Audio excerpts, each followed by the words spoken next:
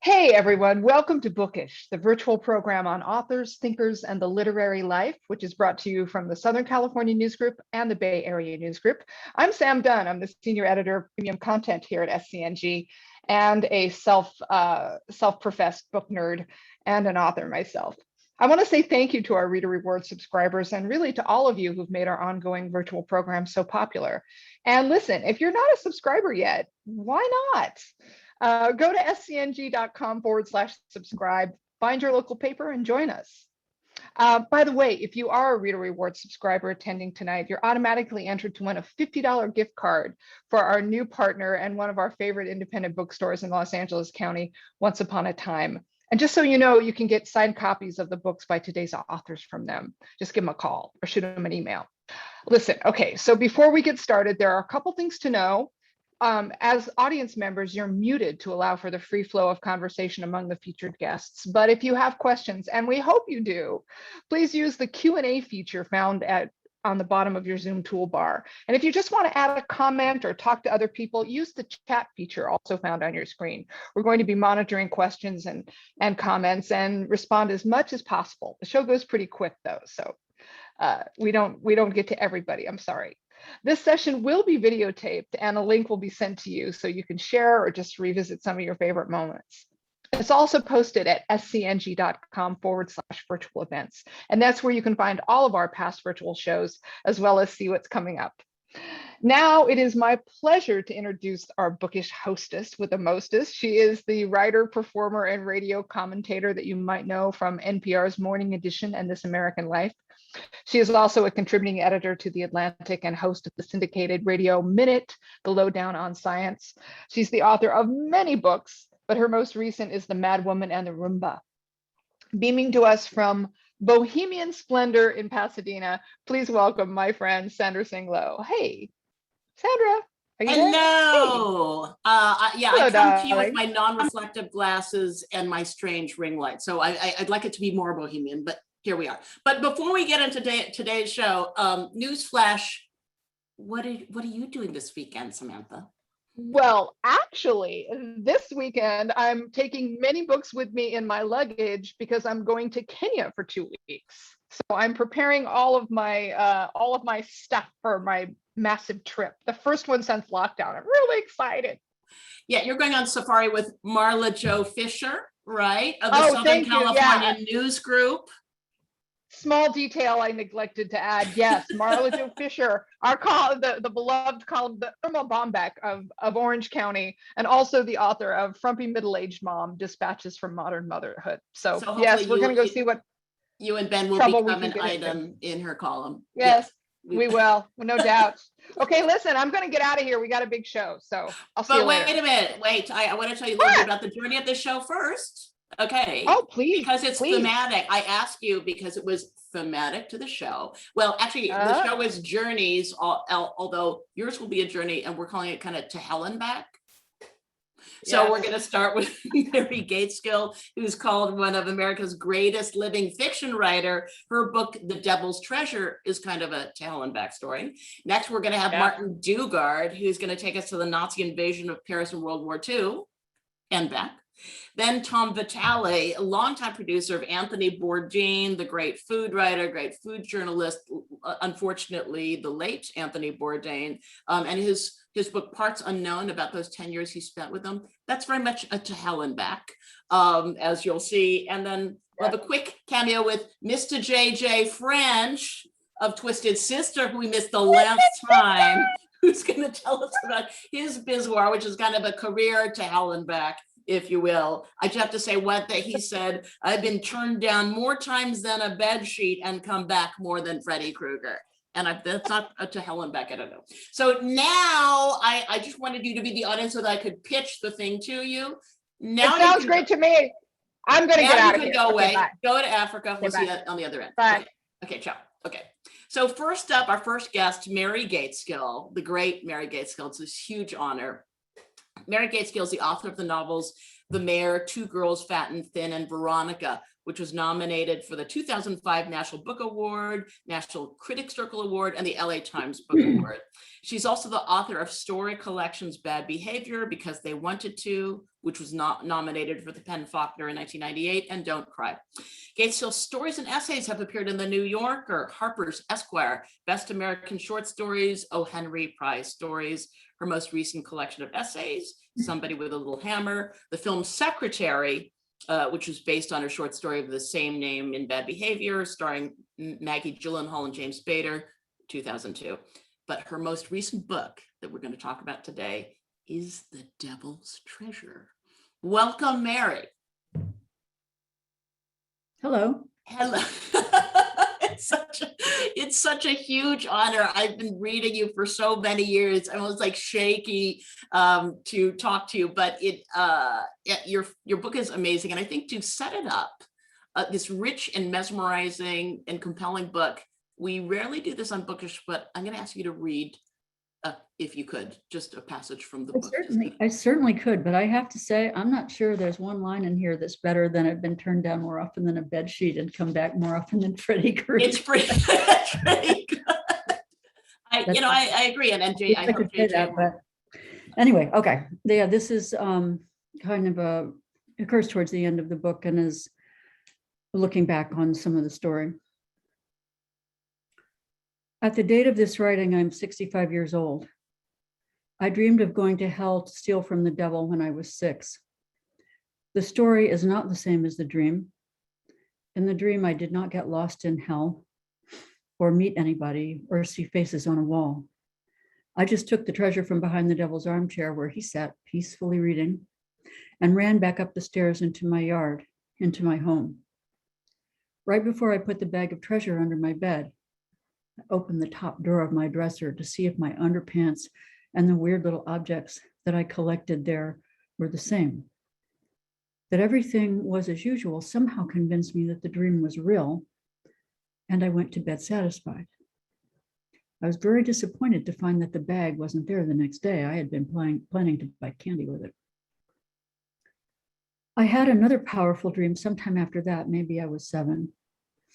I was at school in the big auditorium where we would be assembled for any important announcement or national occasion, like a speech about the meaning of Thanksgiving or patriotism. In the dream, the whole school was present and the principal was giving an inspiring speech. But we couldn't concentrate on the speech because behind the principal was this huge cake that was almost as high as the ceiling. When he was finished talking, we were going to eat the cake and we could hardly wait. He went on, but finally the moment arrived and all the kids charged the fantastic cake, which had been conveniently cut into individual pieces. I grabbed a piece and started to take a bite, and then saw that the cake was full of worms. Many years later, when I told my husband about this dream, he said, "It sounds like you were realizing at a young age that whenever an authority figure is giving an inspiring speech, there's just got to be worms somewhere." That could be.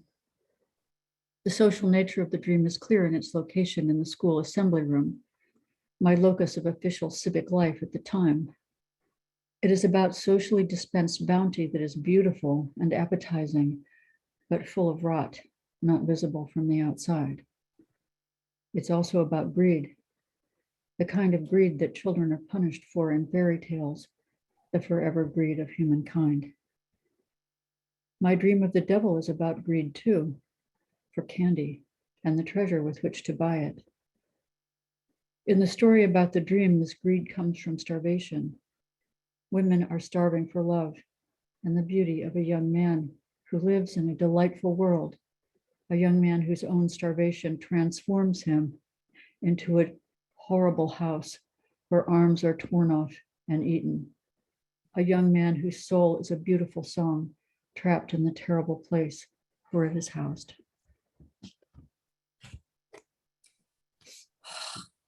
So I think about that. As we unpack this, what is powerful for me about this book is it's about storytelling and fables and folk tales and the emotions and dreams which live within, and also the way you unpack it and analyze it along the way it's really, and I think that passage touches on some of these different ways of looking that are so mesmerizing. But to lens back for a moment, how did this book, your idea of writing it in collage, as we'll explain in a moment, how did this idea come about? Well, I can't, I didn't originate with me, actually. A friend of mine named Michael Zilka, who I'd met years ago in Houston, called me and told me that he wanted to publish, he wanted to start a little book publishing imprint. And that was his idea, that he said, I don't have enough money to pay you to write. I said, I can't write a book right now. I'm delayed on another book already. I can't do that. And he said, it's okay. I don't want something new. I can't pay that much anyway. But I'd like to put together sort of a sort of collage of work that you published before that you weave together with a sort of connective tissue, or maybe that part was my idea. I don't remember. But that interested me. And I thought, that sure, I can do that. And then I got into it in a much more intense way than I expected to. And I wound up spending a lot more time on the connective tissue. And I also did visual art for it, which were also collages. But yeah, it was an interesting experience because it made me think about my own writing in a different way than I had, and more deeply than I had. And the story about the girl going to hell, the child, I actually did have that dream, although the story I wrote about it was far more elaborate. But it made me think about that more, because I've always wondered, why would a 6-year-old have a dream like that? Except interestingly, when I had a conversation in the Texas Book Festival about it, 2 people in the audience said that they had had those types of dreams too when they were children, going to hell or going underground. One of them didn't identify it as hell, but just going underground in their back. And that was really interesting to me, and made me think maybe I wasn't so unusual in that way, because it seems really strange to me that, and the trap door to hell was in my backyard. It was not far away at all. And I think that what the reading of this book is so interesting, because I think he said it's a self-portrait of the writer, almost this technique. And I think that does happen, of someone reflecting back, being that girl, but also, details of your own life come out over the reading of the book. And at one point, when you were 5, you were molested. And then you reflect on having this dream at 6, and how the meaning of that changed for you. Yeah, I do think they were connected, although I don't, one doesn't know for sure. But yeah, I always wondered, because to me, the dream was about me trying to steal something from the devil. And as I was writing this, and I thought about it before, what was I trying to steal? What was I after? I always thought it must be some kind of knowledge, and I'm sure I'd heard the Adam and Eve story at that point, so I may have been influenced by that. The idea of inappropriate knowledge, and I kind of like that idea, that as a child I knew there was some kind of forbidden knowledge that I had already learned because of the experience I'd had with a grown man, that I didn't understand, and that maybe the dream was about me attempting to understand it in some way, to go down to the dark place where I wasn't supposed to go and try to understand this. But then I realized something else, that I think I was actually not trying to steal anything. I think I was trying to get something back. And I did not realize that until the very end of the book. It suddenly dawned on me, I don't think I was stealing. Yes, and I'm like feeling chills just hearing you describe it, because that's the experience of reading this book, where suddenly it starts to occur, no, that was yours all the time. Like that treasure was the little girl's all the time, and this relationship between demons and angels, and this story, the fable of the little girl, becomes kind of wonderful, and there are surprises there. I mean, it was just kind of, it is so, again, this collage thing of, here's the dream, here's the fable, and then you revisit it over years and years again. It's just, I just have never read any book like that. And I think the thing about hell, it's sort of being scary, and you don't want to go down to hell, but then maybe you do. Maybe it is interesting, right? Well, what's funny is in the dream that I had, I mean, partly this possibly could be because I was a child and I maybe my imagination for horror was limited at that time, but the devil was actually he looked very normal. I mean, he was red and he had a tail and horns, but otherwise he looked like a normal man. He was sitting in an armchair reading. The treasure was behind the armchair and I just crept up and took it. But it was interesting because I think there's a sort of, I remember a friend of mine years ago told me she had a dream once about a really normal looking guy in her neighborhood who just gotten there, and he was really nice and he was really handsome and he was rich and he was a beautiful car and a beautiful family. And she didn't like him. She was really bothered by him. And finally she asked him, she said, "Wait a minute, you're the devil, aren't you?" And he said, "Yeah, that's right. I'm the devil." I think what's really bad can sometimes look not only normal, but actually pretty good. I think that's right, exactly, like that cake that's floor to ceiling with worms in it. And I think that's so fascinating about your fiction. And I think also because you weave together the couple different novels, horses and our relationship to horses comes up. Also the relationship of a white woman to a child of color in the Fresh Air Fund. And when we feel we're doing good, maybe we're not doing good, maybe we feel guilty, but then why should we feel guilty? That dialogue in your book is fascinating. Yeah, even when those inspiring speech is sincere, there's worms. And even if you're somebody, if you're somebody sometimes trying to do, and maybe even sincerely doing some good. I mean, in the book, the girl is benefited by the horse a lot, but there's too much going against the good. And it's very hard in that kind of overriding system of bad to make the good stick, or not to cooperate, not to flow along with the bad somehow. You know what I mean? Yeah. And I think that in terms of writing this book, I think that you've said like what would come next in terms of, and I think about fables and folktales are interesting, that to a certain extent, children are punished by their greed. And there's also the story about the girl and the bread on her feet also is kind of like they're punished by greed, but in some instincts of children are healthy and they shouldn't be taught that they're bad is another kind of way of looking at this. And I think also then the question is like, you've said, that maybe the next part of the story would be the girl going back to hell to return the treasure. Yeah, I'm not sure. I've had that idea, but I don't know. I'm not sure what that would look like. Yeah, I don't know. I like the idea though. So what are you interested in writing next?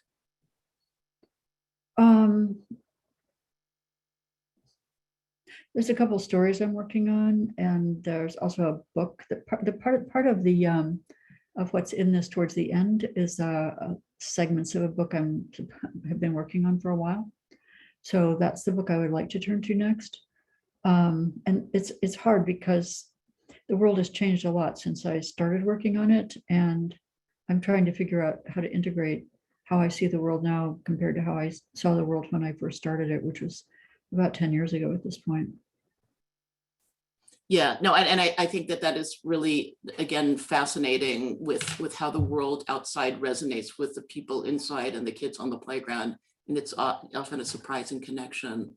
And it's just really, it's just really haunting and really thought-provoking. So in any case, well, thank you so much. It's just such a pleasure to talk to you, and thank you. The chill of just being with one of the masters of. Oh, come on, don't be silly. But no, I appreciate your response too, because I was worried about it being too convoluted and too self-involved in a way. So I'm really glad if it spoke to you.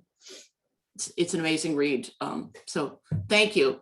Thank you. Thank you so much, Mary Gaitskill. Her latest amazing book, The Devil's Treasure, is available now. And yes, it is a collage of both a dream, a story, and then reflection pieces of other novels and her commentary. And dare yourself to read it because it's actually a great read. And then you can say, I read something experimental, and it's a fantastic and moving and amazing read. Okay. So next up, we jump to Martin Dugard, who is our next guest. And he is, okay, aside from, and we got to get the 30-second download, yes, Martin is co-author with Bill O'Reilly of the Mega Millions series, the Killing series, Killing Lincoln, Killing Kennedy, Killing Jesus, Killing Patton, Reagan, England, The Rising Sun, the SS, Crazy Horse, and Killing the Mob, and also Murder of King Tut with James Patterson. A lot of dead bodies, but a lot of fascinating reading. He's also the author of Chasing Lands, based on the Tour de France, The Explorers, The Last Voyage of Columbus into Africa, The Epic Adventures of Stanley and Livingstone, Farther Than Any Man, The Rise and Fall of Captain James Cook, Knockdown, Surviving the Toughest Race on Earth, and a personal memoir, To Be a Runner. So I spoke with him. I think he is an adventurer, and he is very far away right now. But I talked with him by tape earlier. So his new book is Taking Paris, The Battle for the City of Lights. Let's meet Martin. So Martin, World War II is like the most covered topic in modern history and nonfiction and fiction, and you yourself have written about it a lot. So what drew you to go back to this period and write this fantastic book? You know, it's interesting. I wanted to do a solo project after years of collaborating. And my wife and I were on a vacation in Italy. We went to the Anzio beachhead, coincidentally, and we toured the beach. I thought, boy, this would be kind of a neat little story. But then when I found out that to tell that story properly, I actually had to go all the way back to the fall of Paris, May 1940, to give it context. And then that became this whole arc from May 1940 all the way through August 1944, with Anzio just not as a footnote at all, but just a chapter instead of the focus of the whole book. But it was fun. I wanted to write something that was, very fast-paced, very, lightning quick, but full of rich detail, something that would keep the people turning the pages instead of kind of plowing through a very scholarly read. And that was kind of the fun of it too. Yeah, it's a fantastic read. I read it in about 2 sittings, and it's a 400-page book. And I have to say, I'm not traditionally the audience for World War II books. My male partner is, and it is so. It is. Yeah, the chapters are totally quick. You're always in people's minds, including all these amazing generals. And I think this is called a book of. It's a historical narrative. So, can you describe how you research and take history and then make a book that is so fast-paced and great to read? Oh, thank you. I appreciate that. I really, I love to write. I mean, I love storytelling, but I'm kind of a nerd when it comes to research, and I love to just take that deep dive, whether it's going to an historical archive or just kind of going all over the internet to look for original sources. And that was, usually I write relatively quickly, like about 1,000 words a day. With this book, because I wanted to get the research so exact and make the words very spare, sometimes it was just like, it was 100 words a day, like a paragraph. I mean, just trying to get it right. And, I wrote it in the present tense. I wanted to put you right inside every character. And the deep dive of the research, I think, was half of the fun of this book, because it mentally transported me to World War II as I wrote it. Literally, I come out of my office after 5 or 6 hours of work, and I would still be living in 1940 or 41 or 42. And my wife actually took my car keys away at one point because she didn't want me to drive, because I wasn't in the present. I was, it was 80 years ago.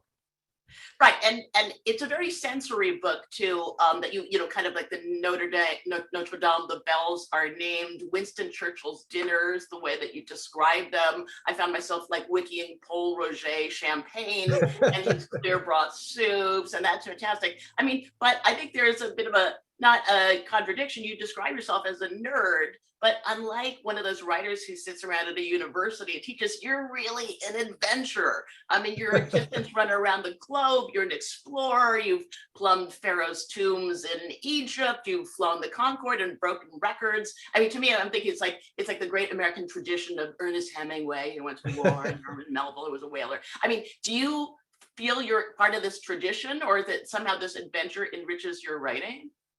Oh, definitely. I mean, I like to, I love that hands-on research. I love going to a place. I love walking a battlefield, or, for instance, like you mentioned writing about King Tut, actually going into the tomb. But, my story is I'm not a classically trained writer. I was just one of those people who grew up loving to read and kind of thinking writers were cool. And Then I got out of college and I got this corporate job. And after 2 weeks, I just knew I was not going to spend the rest of my life working in a cubicle, really surrounded by people who were, it was an engineering company. I was a square peg in a round hole. So I began writing magazine articles on the side just to see if I could make it work. And after a while, I was making as much money in the corporate world as I was writing. And through a series of circumstances that involved a trip around the world to Madagascar for a journalistic assignment, my boss fired me. I was probably the happiest employee ever fired in the history of the world. And I went home and I told my wife, I said, hey, I got fired today.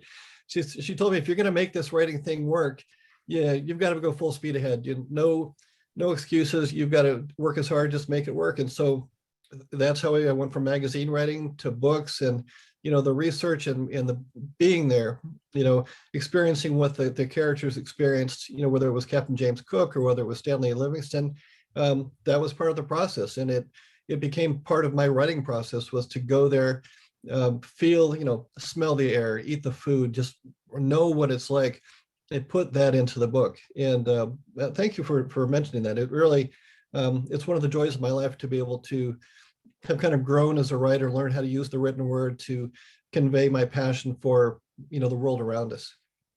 Yeah, and no, it's really fantastic, and also it's interesting, some of the detail. I mean, obviously World War II was so brutal in terms of the war, but it was also oddly elegant. I mean, the details that you put in, like this BBC broadcaster Alvar Liddell, Oh yeah, who would read the news in a tuxedo, and and here you and I are sitting, we're not in tuxedos, right, yeah.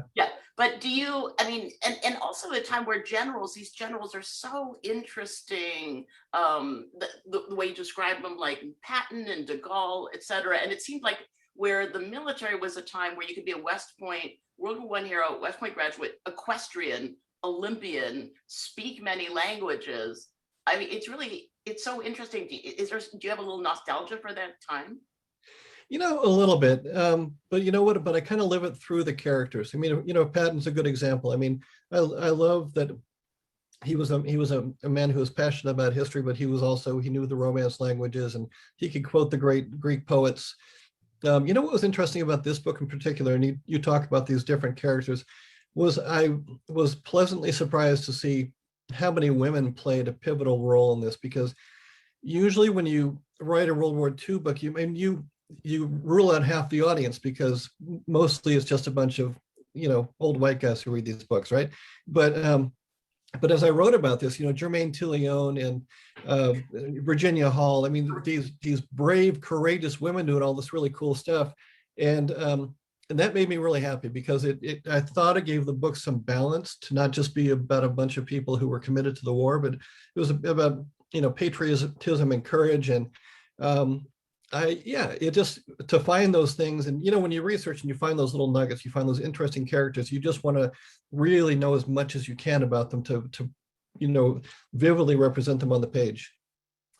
I mean, Virginia Hall is an amazing character, and if you could just give the viewers a little bit of a teaser of her story, because it's unbelievable.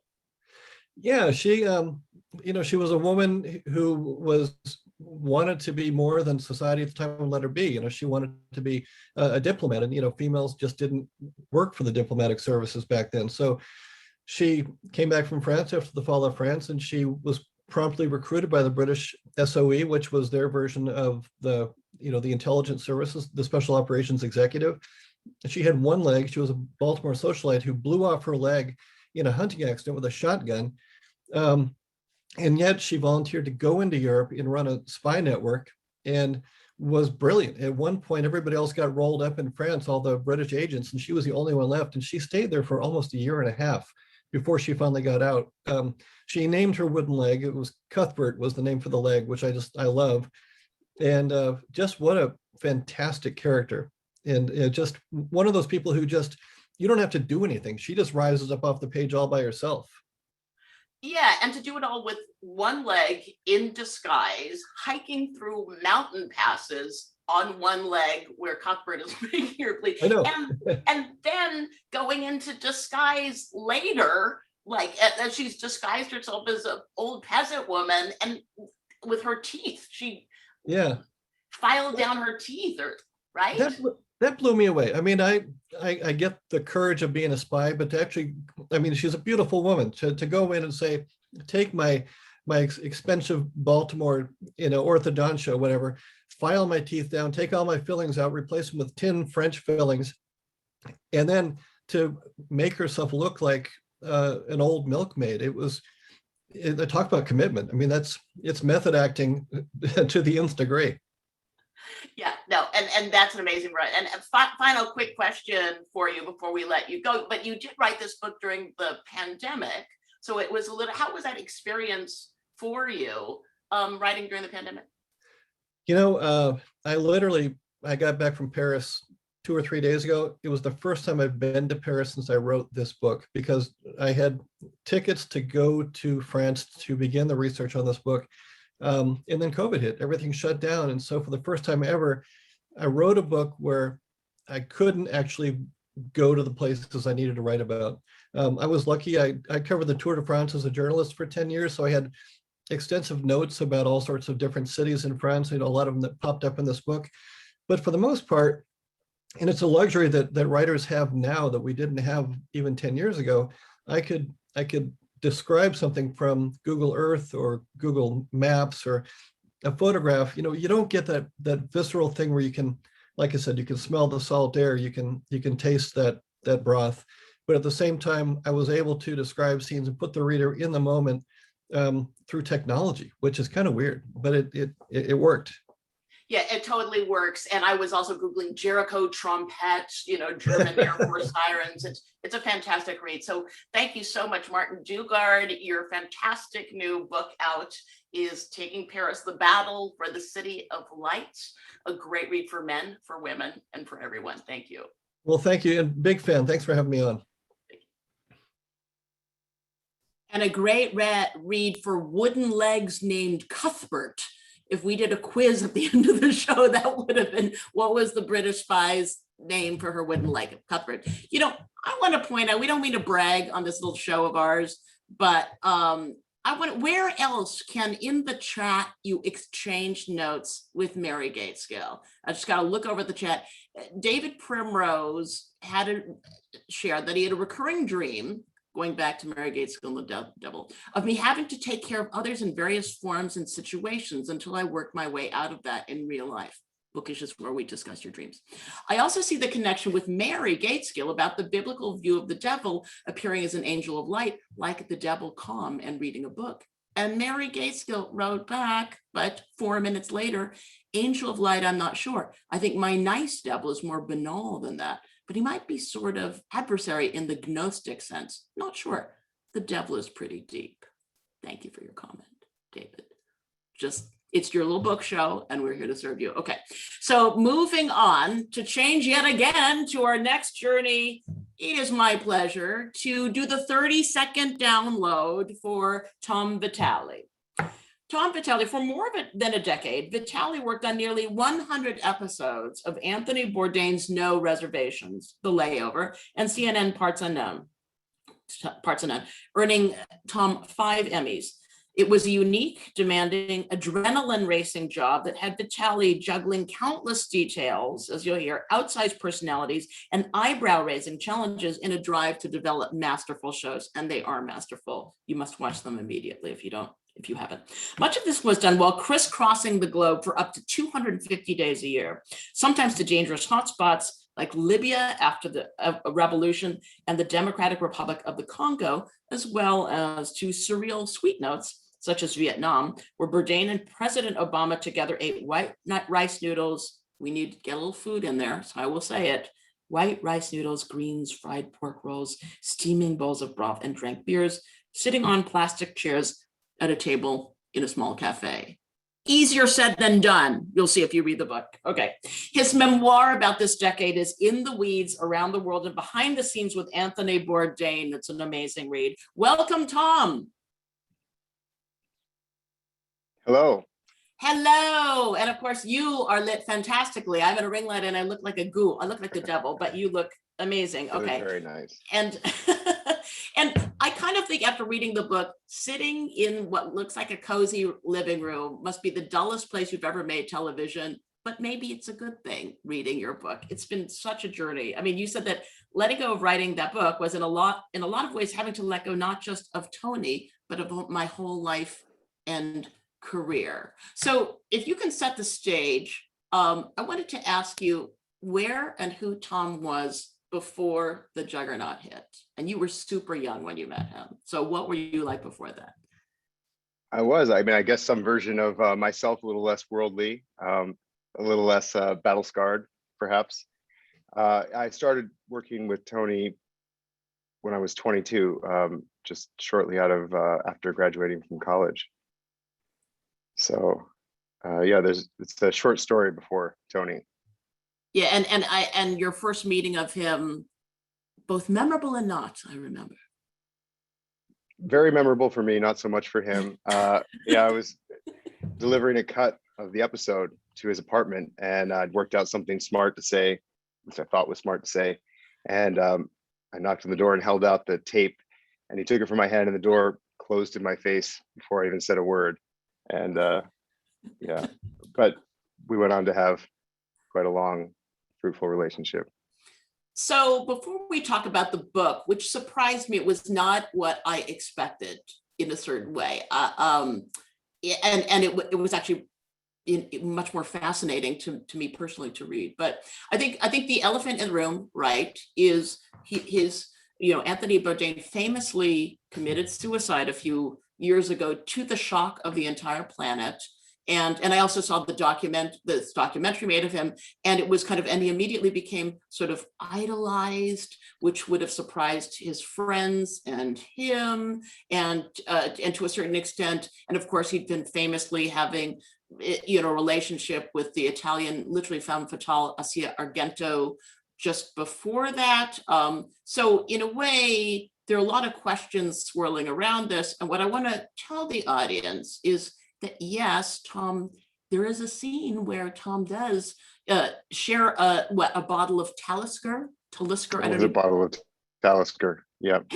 In Rome, and you guys have a heart-to-heart, but we're not going to tell the audience what transpired in that heart-to-heart over Scotch, because you have to buy the book. Is that fair to say? And read it. So we're not going to give it away. Which is to say, those looking for details, insight, etc., you will find it in the book, in Tom's book. You have to buy it. But I think what was more surprising about this to me, and I'm going to set this up, it's going to sound a little chunky, but then I'm going to take it to you. Reading your book and then rewatching Parts Unknown was such an interesting experience. I'd watched like United, 73, that thing about the plane going down, Paul Greengrass, and it was so upsetting, that movie, that I had to then watch it with the director's overview and his voiceover. And reading your book and watching Parts Unknown, it was the opposite, that when you watch Parts Unknown, you go to Libya and you go, wow, that's scary and whatever. But his voiceover kind of makes it all okay. Like, Libya is not a friend of that when you go. But reading your book was more harrowing. So. Well, I mean, there's a lot more that goes into making a TV show that never makes it to air, definitely. And there's also a safe side of the screen and a less safe side, I think, with anything, particularly the shows that we made. What do you mean, the safe side and the less safe side? The safe side being anyone who watches it versus being there. Yeah. And I think it's not just having to film each dish, 7 different versions of each dish, which you never think about, dealing with handlers or fixers on the ground who have their own emotional problems, which is hilarious, or going in and having, to the Republic, to Burma or Myanmar with no traveler checks, but $30,000 bags full of cash. In cash, right? Yeah. Right, $30,000. So I wonder if you could tell the audience a little bit of the Congo journey and lay out, that was a particularly riveting one. Can you tell us how that episode came about and what happened? Yeah, well, that was the first season of Parts Unknown. And there were a lot of places sort of on Tony's bucket list that we never got to go, like Myanmar, Libya, the Congo, basically because Travel Channel didn't want or care to make an episode about some place nobody could go visit as a tourist, I suppose. For no reservations. So for no reservations on our previous show. So that first season of Parts Unknown, there was quite a few interesting destinations. I think the Congo was probably the most intense place we ever made a TV show. And everything from just a really kind of heartbreaking environment in Goma to terrifying bush plains to being forced to kill a chicken on camera or in front of the camera. It was quite an adventure. Right. And some of those bush planes, like they hadn't, what was it, Queen Victoria's closet? What was that? Flying wardrobe. That's what the pilot told us. Tony quickly corrected it must have been Queen Elizabeth. But based on how old it looks, I think it could have been either. Right. So you're flying in that plane, and I think your relationship with Anthony Bourdain and we're talking this episode about to hell and back with the like, it's like he, you were fed by him because he was so inspiring, but he sort of needed you to keep, it seems like you're poking at him to get right. Well, I mean, Tony had a very awkward relationship with the camera. I think that's part of what made the show great. I mean, he sort of shirked from the camera, hid from it. He didn't want to just perform or do multiple takes. And I think that's, again, part of what made him so authentic in his presentation. I mean, you could definitely tell he was not reading from a teleprompter. He could also be a little grumpy sometimes, or especially when he felt like he was sort of having to perform for the camera like a clown, which was basically anytime he had to talk to the camera. So yes, it was one of my many jobs, in addition to some of the other things you mentioned, was to prod Tony for content, as he called it. And that could put me in a dangerous position with Tony at times. Right. And speaking of clowns, I mean, you pranked him. Did you not, like with the mime and stuff? You kind of pranked him. It's didn't you? I did. I will guiltily admit that. I mean, over the years, I traveled with him starting in 2006, so all the way up until 2018. So many years of traveling together. We would sort of prank each other. I mean, he had rubber snakes, and or he planted a rat once under a pillow during bubonic plague outbreak when we were in Madagascar. But yeah, so I would prank him sometimes if it was for the benefit of the show. We were in Paris, and he was just walking through the park, and I had the idea to surprise him with a mime, which he ended up being quite unhappy about. He did not like clowns. Yeah, and I think rolling back, and also this journey is a bit about, you're famously afraid to fly. You have various food phobias that you wouldn't want to admit to. And I think to go back to that Congo trip, I mean, and I think that he so beautifully, he was setting up the Apocalypse Now, Willard, I wanted a mission, and because of my sins, they gave me one. That's why we went to the Congo. And so that scene on that boat where, can you, we glossed over the chicken thing, but can you tell a little bit more detail about that? Because that is really one of the most mind-blowing episodes I've read in any book. I was so shocked. Oh, thank you. Well, I had some good material to draw from.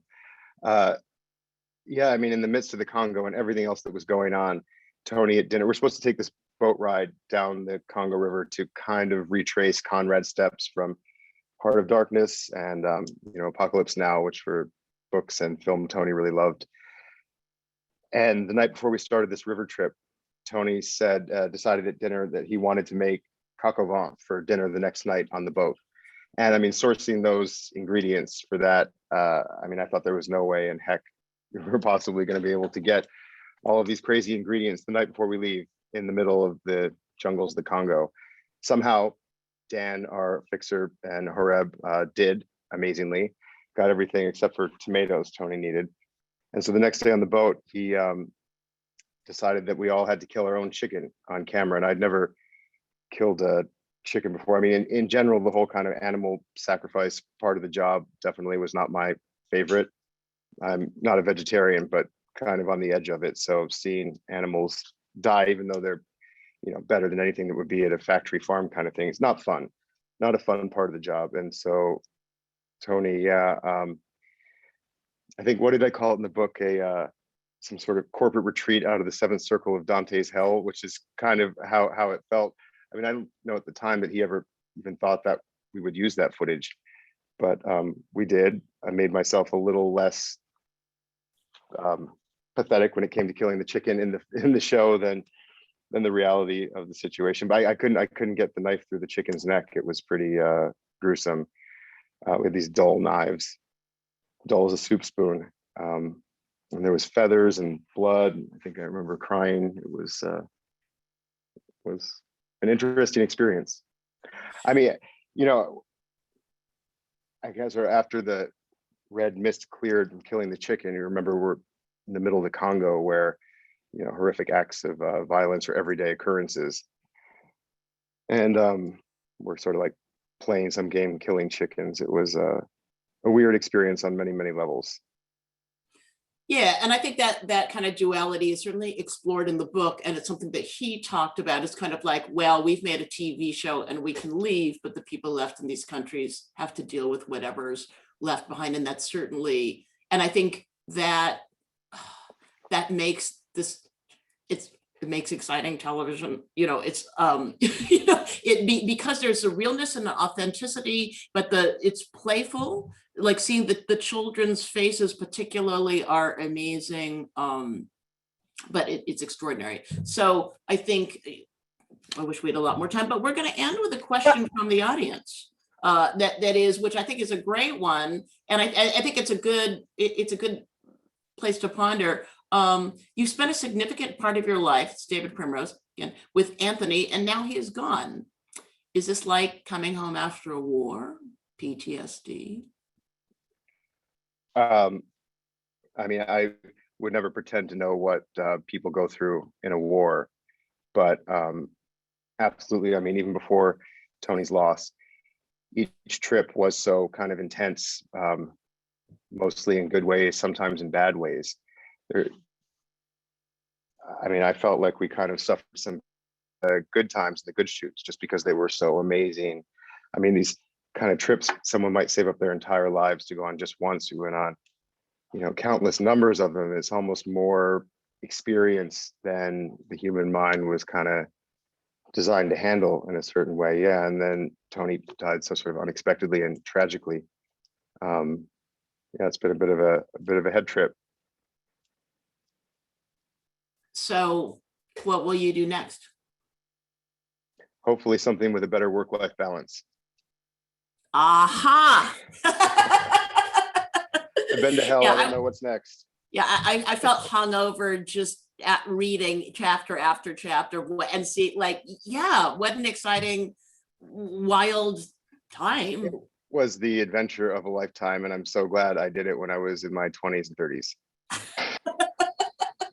And and on that note, maybe so, Tom, it's a really incredible book. I know that you began writing it out of so much pain, but it's astonishing, and the book is great, and of course the Emmy-winning series that you directed and produced are also something to be masterworks to be proud of for the ages. Thank you so much, Sandra. I appreciate it. Thank you for having me. A pleasure. Okay, thank you so much, Tom Vitale. His amazing new memoir is in the Weeds, Around the World and Behind the Scenes with Anthony Bourdain. And finally, we come to our closing, JJ French, the 30-second download. French started, if I may, the internationally renowned heavy metal band Twisted Sister nearly 50 years ago. How old does that make me? Oh my gosh. Anyway, I grew up with that. As a guitar player, manager, producer, and executive producer, French has sold over 20 million albums. You'll see it on the back of his wall. I think that's 37 gold and platinum albums, performed in 40 countries and performed live over 9,000 times. That's a lot. Host of the popular podcast, The JJ French Connection Beyond the Music. French is also columnist as well as a keynote motivational speaker, delivering presentations to global Fortune 500 companies as well as to nonprofits. Twisted Business, Lessons from My Life in Rock and Roll is his new bizwar. I think that's a biz memoir. How tall is what that means. It's available now written with Steve Barber from Rosetta Books. Welcome, JJ. Finally, we've been waiting to meet you for a month.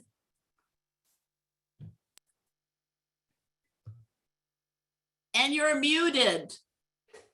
Ah.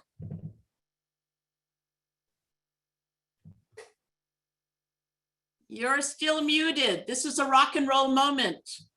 Actually, this is a little bit of a Spinal Tap moment. Rock and roll. Are you rock there? And roll. Yay! Okay, sorry. You know what? I'm a musician. I should know how to handle the microphone, shouldn't I?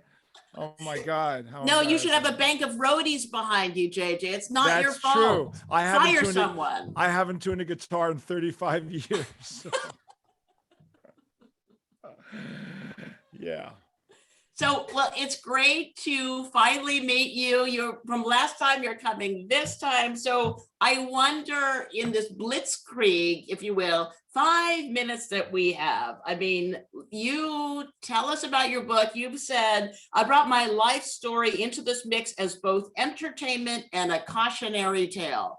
Tell us. Well, look, I mean, I was turned down more times in a bed sheet in a whorehouse, and I've come back more times than Freddy Krueger and Michael Myers. I mean, that's really the bottom line, and that's really what the book is about. I mean, the book is about reinvention, and who reinvents more than entertainers? I mean, let's face it, we are on the cutting edge of failure every damn day of our life, and it's also what have you done for me lately world that we live in, which means even if you have success, the first question somebody says to you is, so what's the next record? And you go, excuse me, can I just enjoy this for like 3 minutes?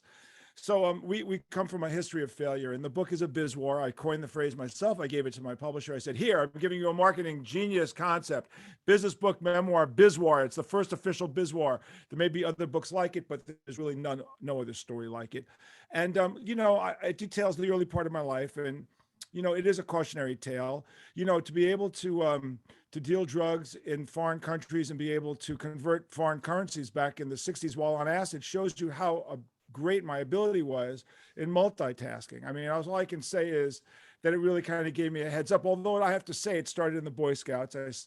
First deal I did was selling Boy Scout cookies. I go into this story in the book, and from there, I was able to buy a guitar because I was able to force the Scoutmaster, who had thrown me out for having long hair, into giving me 10 cents a box to sell cookies. And I sold enough cookies to buy my first guitar, and eventually, you know, wound up, you know, like as a junkie. So I don't know what that says about the Boy Scouts and where that ultimately takes you. But when I finally told my mother at the age of 20 that I no longer was doing drugs and I had stopped cold turkey and stopped everything, because the book details the 5 years of crazy that it was like being a hippie in the 60s in Manhattan and what that was like. I said, Mom, the good news is I'm no longer doing drugs. The bad news is I'm going to be a transvestite. So I hope you have a really good sense of humor, to which point she said, I don't know if I'd prefer you dealing drugs again, maybe. So I started this band called Twisted Sister. And, you know, I was just the guitar player. And I mean, I was the last member to join the original lineup. And the story details the 11 lineups that occurred on the way to getting the record deal in the 10 years that we put up with rejection after rejection after rejection after rejection. And what I did was the book with Steve Farber, my co-writer, who is a motivational speaker and a very successful author, really kind of gives people a roadmap on how to overcome adversity. And I don't think people kind of thought that that's what my book would be about. Probably thought it was going to be sex, drugs, rock and roll, all the debauchery and all that. And that stuff is in there. But the truth is, and by the way, you can hear the fire engines. I am in New York live. The truth is that Twisted Sister was the band that became the famous Twisted Sister was a straight band. You know, we didn't drink, we didn't do drugs, we didn't believe in it. And of course, this is the wrong business to be in when you're doing that, like, you know, because the record label wasn't happy that we would talk about that. They'll destroy your career. I mean, think about that. I mean, the only business we're telling people you don't do this stuff, you know, can destroy your career. So it's a very interesting life that we led. So I think I want to say overall, if we had more time to talk about it, although then we could talk about the whole book, and people should just buy it because it's so interesting and fun, and it's got some wisdom.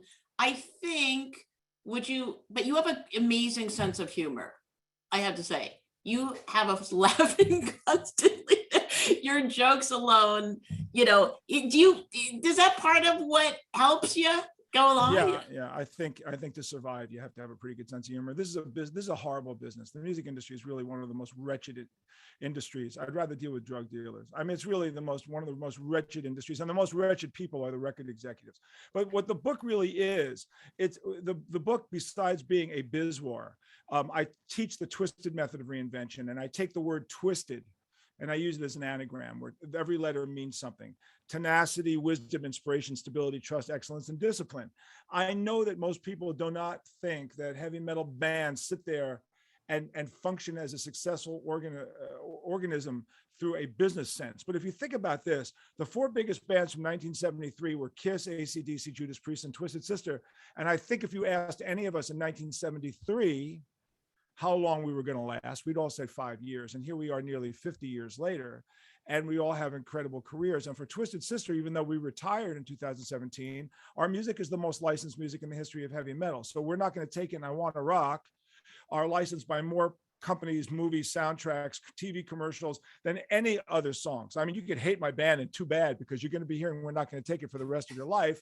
And not only is it just in the United States, I got an email last week from Honduras, because the guy running for president of Honduras is using We're Not Going to Take It. I got an email from somebody from Spain, because the guy running for president of Spain is using We're Not Going to Take It. I got a video 2 years ago on the steps of the parliament in England. They were singing We're Not Going to Brexit. So the thing is that we have these songs that are timeless, they're international, they're anthems. NPR even called We're Not Going to Take It in the top 30 songs that unite America, number 3, ahead of Born in the USA, ahead of Blowing in the Wind, ahead of This Land Is Your Land, ahead of We Shall Overcome. I mean, talk about getting your mind blown. That kind of got my mind blown. But the fact is that the band is made up of these guys who worked really, really hard and sacrificed really crazy. And what I did in the book was I put all the shows we played in the back. So you really want to see what it's like to make it? Look at that. Your eyes will burn when you see how much work, how much dedication each band member put in. And you could not do it when you were high. You just can't, which is why we threw people out who had drug and alcohol problems, because you couldn't put up with that kind of pressure. Well, it's a fantastic biz war. It's the first of its kind. So great to be able to have you back on. JJ French, congratulations on your biz war, twisted business, and something to throw into the suitcase for Ben, Samantha, when you go to Africa. Thank you so much. Thank you. Listen, JJ. Really, thank you guys, and you should hope it makes a great Christmas gift. It does. And we know Amazon has them, so go buy them. Okay, and I'm signing off now too. I'm going to say hi to Eric. Yeah, Okay. babe. Okay, yeah. Thanks, everybody. This was, as always, fantastic. And I want to say thanks to our production manager, Julie Corlett, because she is the person behind the scenes that I never give a shout out to. She's my Oz. Listen, we're going to be back on December 17th with Susan Orlean, W. Bruce Cameron, Natasha Dayon, and Dr. Barbara Natterson Horwitz. Don't forget, too, that copies of tonight's featured authors are available at Once Upon a Time bookstore. But listen, you don't have to wait long for great content on authors. Here to tell you what we've got coming up in our newspapers and other book news is our book section editor, Eric Peterson. Eric, are you with us? I am here, and everyone just check out the paper. We've got some great stuff coming. We've got Woody Guthrie's daughter talking about a new book that uses his notebooks, and we've got some other really terrific local authors that you're going to want to read, and some great stuff I was working on just now for the next couple of weeks that you are not going to want to miss. That's all I'll say. Thanks. Awesome. And we've got a books newsletter coming out too, so check that out. Anyway, if you'd like to share your thoughts from today, please, or have suggestions, please email us at events@scng.com. Have a great Thanksgiving, everybody. We're out. Bye.